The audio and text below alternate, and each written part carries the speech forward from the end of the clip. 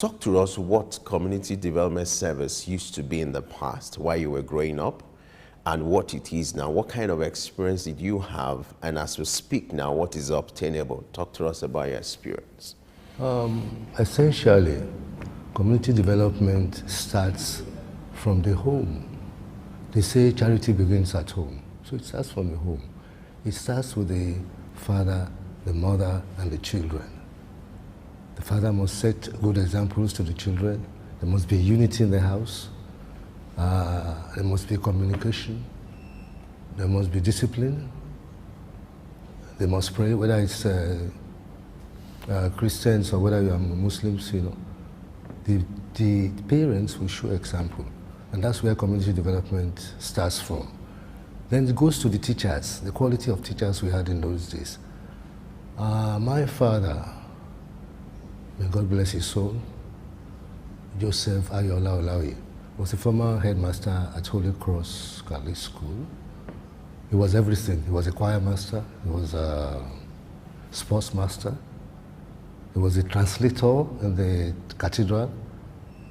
He was the kind of teachers that we had then.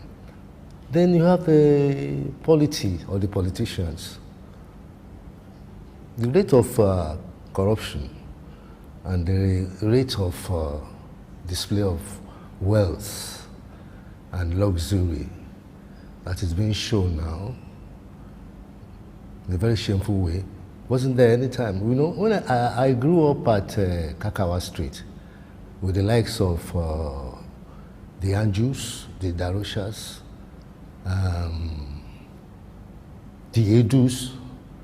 So we were Catholics, they were Muslims, and the relationship was mutual. When they had their holidays, we were going to their homes, and when we had Christmas, they were coming to our house. So there was that, even among our parents, there was mutual trust, and there was not this prejudice about the other religion. So, and then it goes far beyond that. In those days, we had Boys and Girls Club. And when you join a Boys and Girls Club, you exhibit your latent talent, whether you're a sports person or whether you can debate very well, you can speak very well. From there, talents were discovered. Most of the boxers in those days were gotten from Boys and Girls Clubs. And occasionally, people will come and talk to the children about their kind of careers they had in mind. And so that was. Then government. We had social development officers who were coming to the house, who were attending to children for one vaccination or the other, and who were inspecting homes. They were actually inspecting homes to see that there was sanitation and that there was no overcrowding and that people were just hygienic and kept to the rules. So it goes beyond that. It goes to religion, the kind of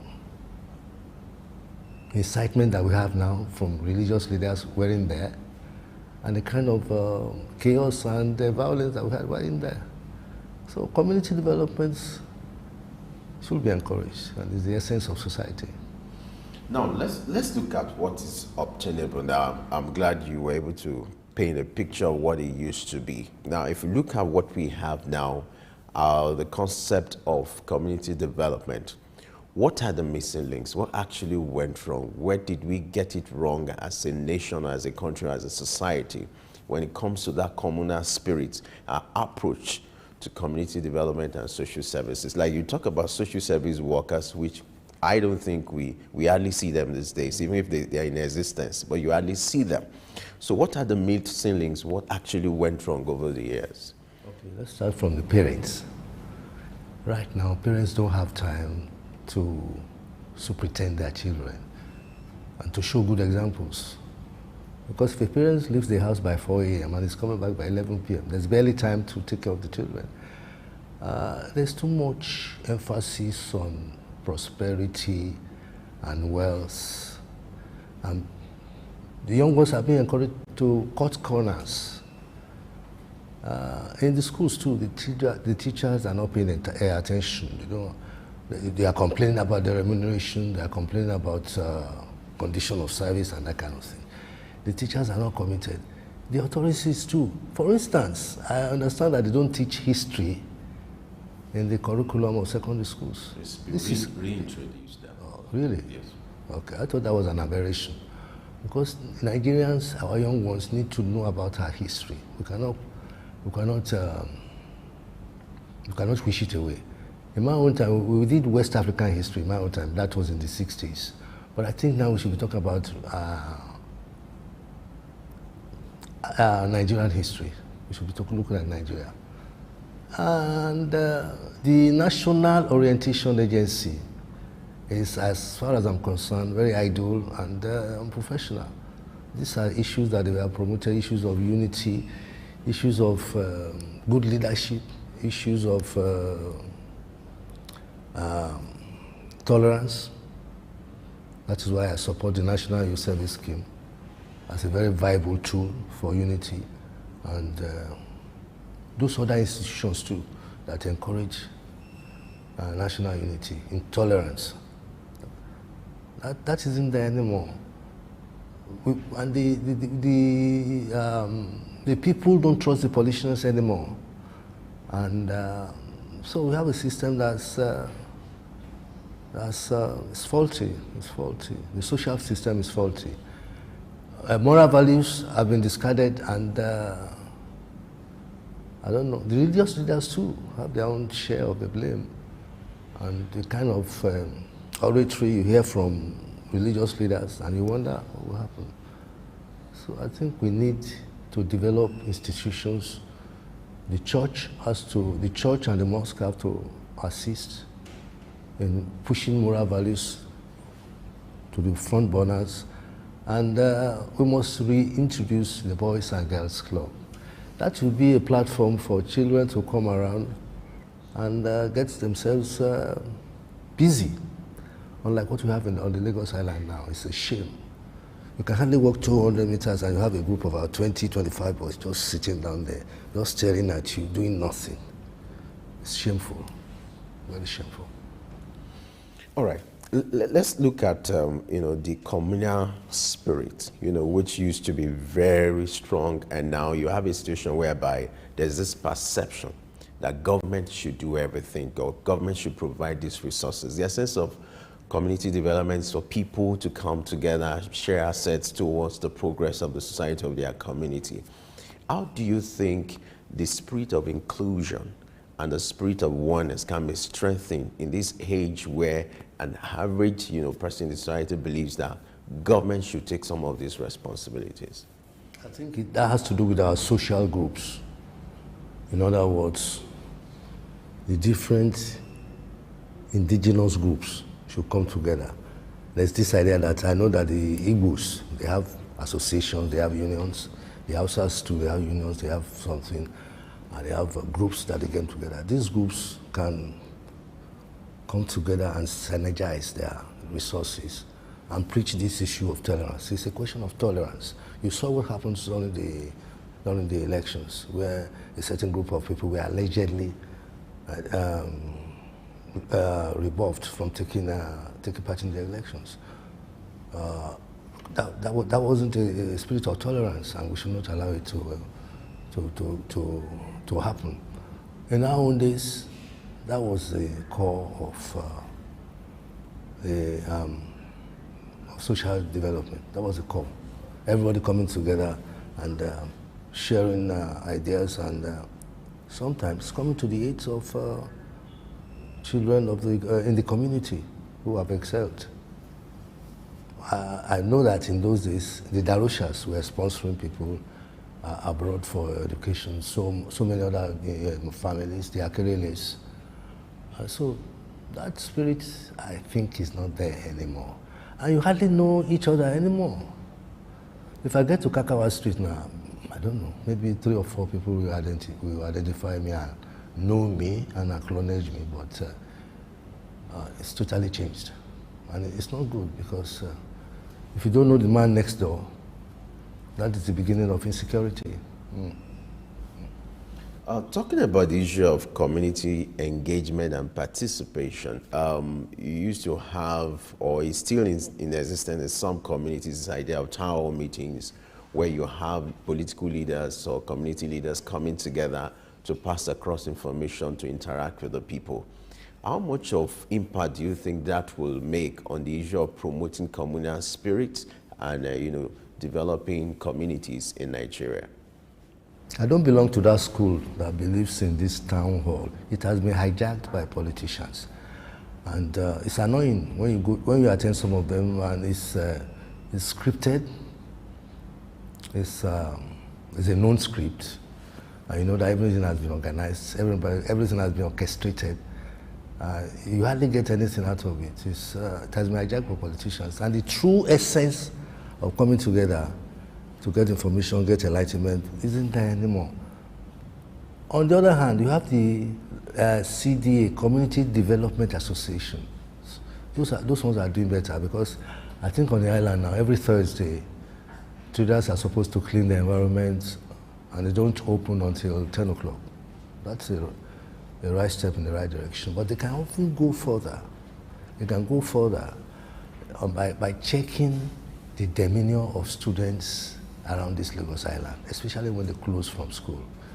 They can help in the area of traffic. They can help in the area of security, provided the local council come to their aid. But I think they are doing a wonderful job. On the other hand, we must encourage religious organizations to organize seminars and to counsel their worshippers and to enlighten them about government issues, government plans, government decisions. And lastly, we must be able to take care of the youth. Something must be done about the youth, and that is employment. We must all find a way to generate employment for the youth.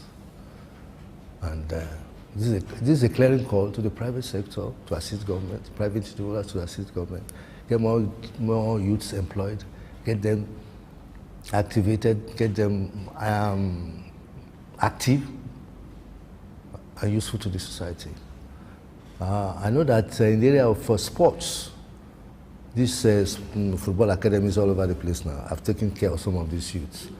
But essentially, the private sector should come in.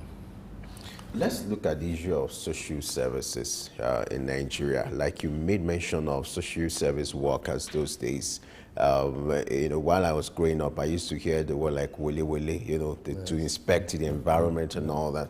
What went wrong with that, that scheme? And what kind of improvement are you expecting so that can be geared towards improving social services in Nigeria and communal, spirit? Inconsistency in government policy, inconsistency in government attitude. Right now, they have this, they call them sanitation corps. They put on yellow and blue, yellow and green trousers. They are so military that you think that they are another arm of Nigeria neighborhood watch.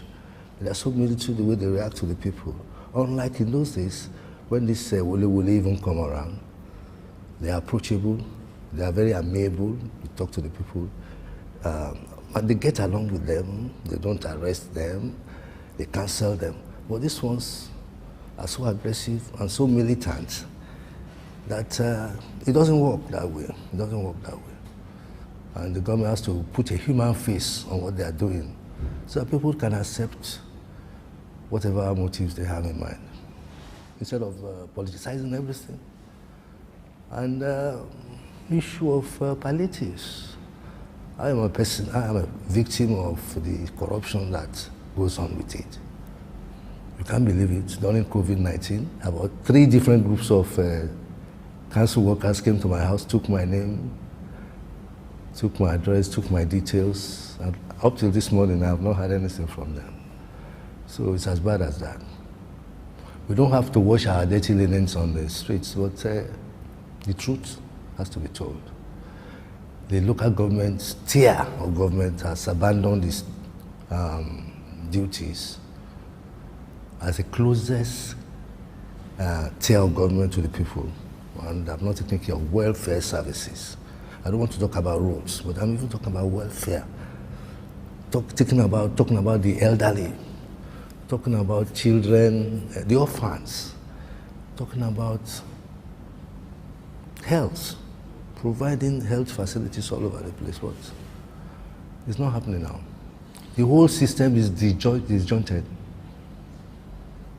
How do you address this issue of distrust that likely exists between the government and people at the grassroots? We're in a situation where even if the government comes up with a program to bring about community engagement and participation, there's this level of restraint because of the level of distrust.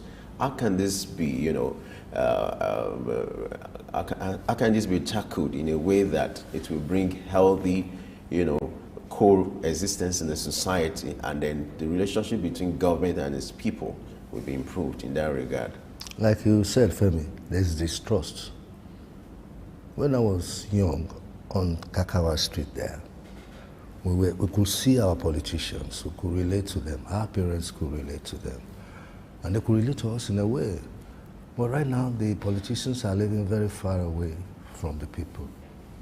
Most of our politicians, Lagos Island, are living in Aja, and they come in once in a month to talk to the people. So essentially, that keeps them away from the people. They are far away from the people. And so with their opulence and their display of luxurious life coming around once in a month, people can hardly believe them, despite the fact that you have to dole out money and all that. But people will still not believe, because you don't live among us. For instance, look at Campbell Street. We have been talking to our senator, trying to relate to him to do something about it, but you won't get him. Or maybe when the president is around or when the governor is coming around, then you will see him. That is a sign of distancing yourself from your people. They are not close enough. If they are close enough, they will be able to identify the aspirations, the yearnings, and the challenges of the people, and will be able to attend to them. Some of them are in Abuja. I don't want to mention them. They don't come until maybe, Christmas, yes. Maybe we'll see them in Christmas. So it will continue to be like that if politicians don't change the attitude that you have to live with the people, live among them, share their agonies, and meet their challenges. Let's look at the value system, in our society, which is also very critical when it comes to the issue of community development, where people just see that, okay, my neighbor's child is mine. It has been the way, maybe some of us or you grew up, but talk to us. What happened to our value system, and what can be done to strengthen this value system in order to promote this communal spirit? It's a two-way thing. The parents should be in firm control of their children. Some parents are afraid of their children. Really? And some parents, I dare say, spoil their children. It's all right to give your child good education, the highest, but there are certain values that you must put across. For instance, morality. A child must be able to wake up in the morning and greet the parents and greet whoever is around. In our own traditional way, a child must be humble. A child must be disciplined. You must sleep at this time. You must wake at this time. You cannot use the phone at this age. This is when you should use the phone. You cannot put the kind of hairstyle that, I don't want to see this kind of hairstyle in my house. That's the parents talking to the child. Moral values. If a child has something that you have not seen with that child before, you need to ask, where did you get this from? When a child has excess money, you must be able to ask. Some parents, I dare say, encourage their children to make money and look the other way. And then back to the religious leaders again. Moral values. They should preach it, they should show it, and they should encourage it, the religious leaders. Because now, two things can cause the crisis anywhere, religion and sports. You'll be surprised when you hear an argument between a Chelsea supporter and an Arsenal supporter. It can get so hot that you'll be surprised at the exchange of words. So we must push religion to promote, we must assist religious leaders to promote tolerance.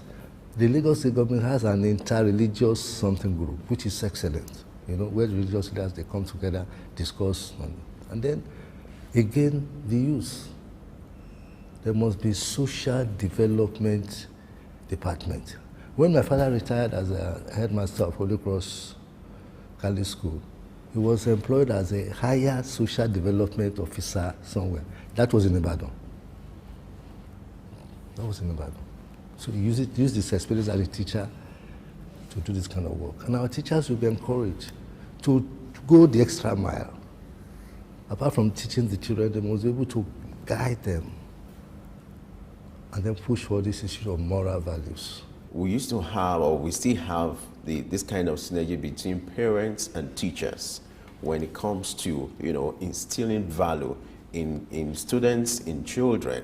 How much of that do you still have now, and how much of that kind of coexistence do you still have that now, and the impact of that on children while growing up? Yes, that's the Parents Teachers Association. Just before we came on here now, I was, we were cracking a joke about them. I think that institution is being abused all over the country. I have seen and I have heard of scenes where the Parents Teachers Association are actually running the school, more or less. And they are in control of the principal, they're in control of the teachers, and they dominate or impose their own views and their own opinions on the school, which is wrong. I have heard where the executives, they go into fisticuffs over little issues. So that's why the Parents Teachers Association has failed. In our own time, my mother was always coming to Loyola College Ibadan to attend Parents Research Association from Lagos to Ibadan. That's, seriously. And the Reverend Father will tell you, will give a report of every child. Every child will be reported to the parents. So, and that's what we're supposed to be. And you see, this thing slackened when the government took over schools. When the missionaries, the Christians and the Muslims had their schools, they had benchmarks. They had benchmarks and they had their own vision and they had their own way of training their children. But when the government took over, there was a free for all. And there were all kinds of schools and all kinds of institutions, all kinds of teachers. I think we need the government itself, federal and state governments, must not put on its thinking cap by reintroducing Parents Teachers Association to be in charge of the Ministry of Education. The Ministry of Education should now take hold of all Parents Teachers Association and guide them, be at their meetings, and impose standards. And like political societies and other societies that have been run indefinitely, there should be a limit for officers. It should be democratic. It should not be ethnic. And it should not be political. The Parents Teachers Associations have to be reintroduced. And I am very passionate about it. The National Youth Service Corps. This is an institution that I have participated in. I have fond memories of what happened at UYO, where I served. I have fond memories about this country, Nigeria. I worked in Radio Nigeria, that was a tool of national unity, where I worked with somebody for almost 15 years before I knew that he was from Benue State. We were working with initials, JBO, Joseph Bayo Olaoye. So we were working with initials, not names. So we were relating with ourselves. But when your colleague wants to go and leave, you will ask him, my brother, where did they go? You say, I'm going to Yola. It is then that you will know that it's from the north. Interesting. And I did, that was for years. So we had that. Even after we were all retired, we still had this relationship, very passionate relationship. So the thing is that our institutions I don't believe in government controlling our religious organizations, but the religious organizations should wake up to their responsibilities. Even the organizations, you have all kind of crises. You can imagine. In my own days, I didn't hear of hierarchy of a church or hierarchy of a mosque taking themselves to court. It's unbelievable.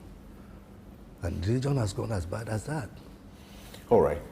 Let's look at the participation of private organizations in community development, which is why we have the issue of CSR, corporate social responsibility. How do we encourage private organizations to take up some projects in the name of, CSR in order to be able to promote community development in Nigeria? On this Lagos Island, they are trying, but you see, they need direction. I was with some elders of this Popo Aguda area on last Sunday, at Yoruba Tennis Club, and I was telling them that, the huge amount of money being given for festivals, carreta and carnivals, have been misplaced, have been misused, have been misappropriated, and that there has to be a way of channeling these funds from corporate social responsibilities, all these companies, on viable projects. A skill acquisition center, something that will allow the youth to be trained, not this lavish spending. But they are trying, and they need to be encouraged. You can imagine on the Lagos Island now we have over 150 corporate organizations that can come together and sponsor a project. Look at the library where we all used in the 50s and the 60s. One of the governors has turned it to a DNA center. Can you imagine? Lagos Central Library. I don't know what the guy was thinking about. He just turned it into DNA center. Lagos Island. It's unbelievable. So where do you have the libraries? Where are the libraries on Lagos Island? So all these private organizations can sponsor such things. Libraries. Let's have libraries. Let's have recreation centers. Let's have boys and girls clubs where we youth can come together and exhibit their talents instead of hanging around the streets and waiting for the next Pajero to come and pounce on. So it's all our responsibilities. And those of us elders too, who are retired and who are still very active, should promote values, moral values, ethical values, religious values. We should encourage our children to pray. Just like I told you, in our own days, when I wake up in the morning, I'm going to the Holy Cross Cathedral here. The Edus, they are Muslims, they'll be coming back from the mosque. Because their father would, it was like that. Our parents indulge us in our various faiths. All right, let's just talk about this issue of CDS projects. What you have, because you made reference to NYC, which has been like a forum to promote inclusion and unity in Nigeria. In fact, interestingly, NYC has what we call CDS projects, where you belong to, as a core member, you belong to a particular group, and you're supposed to deliver a CDS project. Now, how do we extend it on a national scale where we promote that kind of spirit, people engage in CDS projects willingly or voluntarily, they just take it up to be able to promote development at the local level, and then this will also help to improve community development. How do we encourage this issue of CDS, projects being taken by individuals, taken by groups, different, entities coming together to promote community development in Nigeria? I think that has to be the responsibility of a national orientation agency.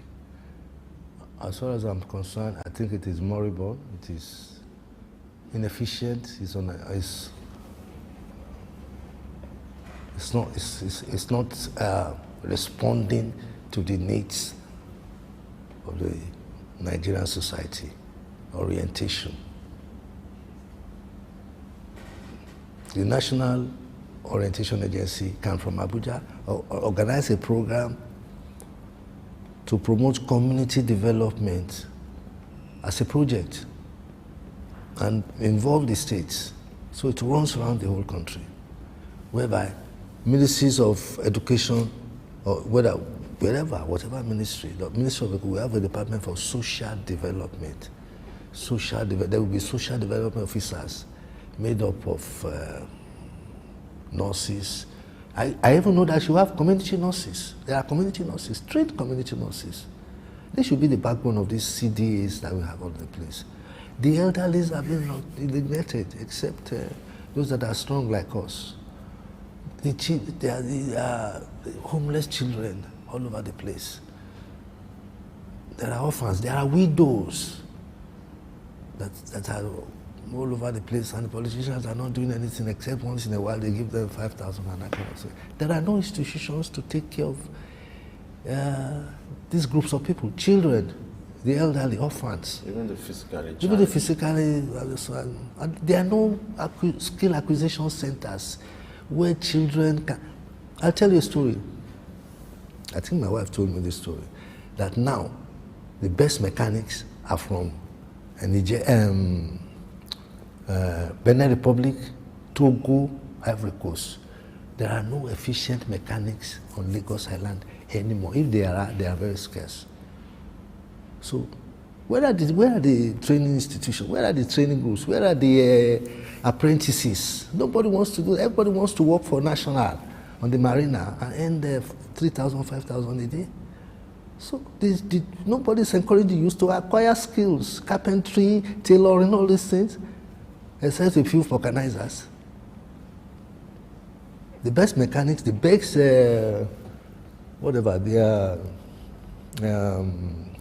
refrigerator repairers, they are from Benin Republic. We don't have any more here because everybody wants to either do national or do Yahoo or whatever. It's as bad as that. The social development department or the social development ministry should wake up and try and grapple with this issue of decadence. The society is decaying because there are no values and there are no guidance for the youth, who are over 60% of the population, unfortunately. Unfortunately. All right. While it's also good to promote the ideal, which is for people to engage in community development projects, let's look at this other side. Is it not taking away the essence of governance? You know, if you have a situation where people live in a particular estate, they provide their water, they provide power supply, virtually everything. Is that not taking away the essence of, governance, the true essence of governance? The fact is that government cannot do anything. Government cannot do everything. We must assist government. What you must assist a responsible government. Not that the one that is spending 5 billion naira on a yacht. You see, when you have a responsible government, then individuals and groups will come up and help. I know of a Danjuma Foundation. I know of other foundations that are really helping the poor and the deprived. But they need to be encouraged, and so that other ones can spring up. And then our politicians should shelve their lifestyle. Those that are well-to-do in the society should shelve their lifestyle. Exhibition of opulence and exhibition of wealth is against the roots of Christianity and even Islam, where you exhibit so much wealth for whatever reason in the midst of the poor and the oppressed. Our religious leaders to talk to them, because right now there's no social coherence. There's no social coherence, and we don't respect people anymore. In my own days, if a teacher is coming, you have to freeze.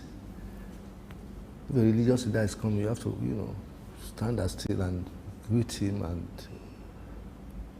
he will pray for you. But these days, there are all kinds of religious leaders, both genuine and fake, and all running towards, and everybody targeting the youths and women who are very vulnerable. The vulnerable group, youth and women. They use them to portray evil, and they use them to preach devilish principles. So I think government will be assisted if it shows that it is responsible and credible. I think people will come out and help them. All right. Let's look at what should be the role of the local government authority. You have governance at the federal level, the state level, and at the local level, which is closer to the people. Now, what should be the role of local government authority or council in promoting community engagement and participation? Like I said before, Femi, the politicians are aloof. As I sit here, I don't think I know more than 2 of my councillors. It's not that they are not there, but they will want you to come and see them in that house, that Broad Street. You come and pay obeisance to them or whatever. They hardly come around, except maybe at big parties, once in a while, when you see them at Yoruba, or you just meet them on the streets, or you come across them at functions. There's no deliberate attitude to try and see the people, have a rapport with them once in a while, share. It's just like I said, they're usually aloof. They are far away from here. And there's a disconnect. And when they appear, they think that when they give you money, you have forgotten everything. But that's not the way. That's not the way. And governance is not that way. It's not. Maybe because this is a one-party state, more or less. And people don't have resort to go and protest about the non-performance of their councillors. But some councillors are not doing anything. Because if you are doing anything, we will see it and we'll praise them. Because we are closer to the people than them.